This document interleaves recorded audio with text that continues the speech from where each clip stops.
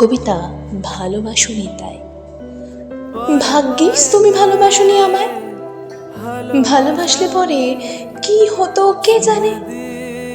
হয়তো কবিতার সাথে হতো না পরিচয়, আর না খুঁজতাম আমি তোমায় কোনো গানে।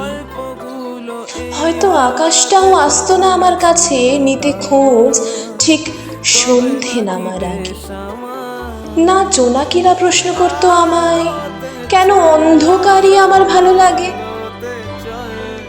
হতে পারে তোমার চেয়েও বেশি তোমায় পেতাম না। আসলে বাস্তবটা তো বাস্তবিকই রুক্ষ, যেখানে পাওয়া না পাওয়াতেই সুন্দর, সেখানে আবার আমার কিসের দুঃখ।